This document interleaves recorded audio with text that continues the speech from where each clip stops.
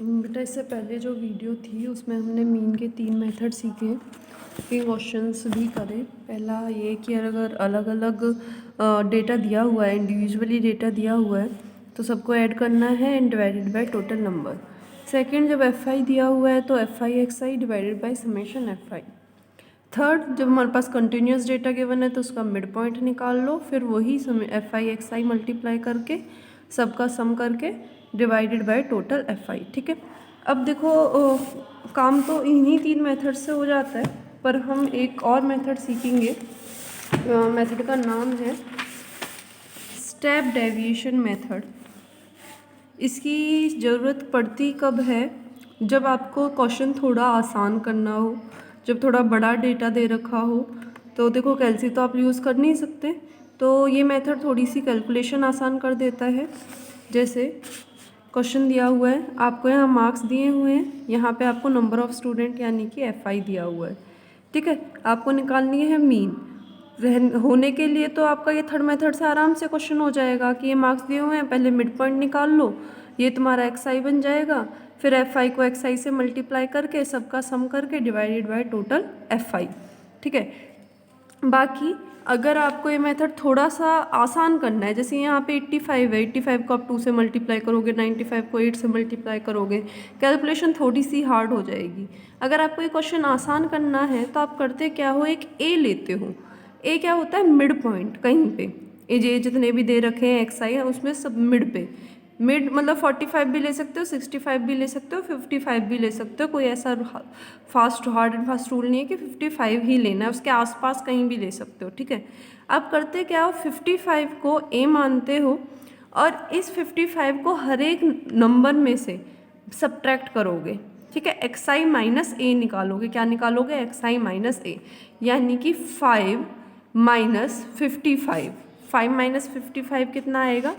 यहाँ पे मैंने रो नहीं बनाई, आप चाहो तो रो बना सकते हो एक्स आई माइनस ए की। 5 माइनस 55 आएगा आपका माइनस के 50।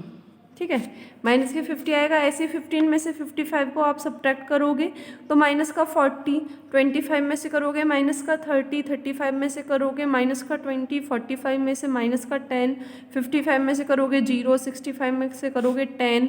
ठीक है, ये ध्यान रखना एक्स आई में से ए को घटाना है। ठीक है, तो ऊपर वाले नेगेटिव में आएंगे, नीचे वाले पॉजिटिव में आएंगे। अब देखो सब में जो यहाँ रो बनी हुई है वो कैसे बनी हुई है?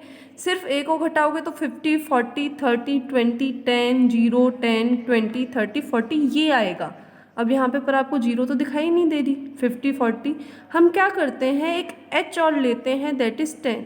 जो भी आपने सिर्फ सब्ट्रैक्ट किया है ना, उसको 10 से डिवाइड और कर दो, तो सिर्फ क्या रह जाएगा, 0, 0 पीछे वाली हट जाएंगी, सिर्फ -5, -4, -3, -2। ठीक है, फिर से देख लो, बीच का पॉइंट लो, सब में से सब्ट्रैक्ट कर दो और जो h है उससे क्या कर दो, डिवाइड। h कितना लिया है आपने? 10।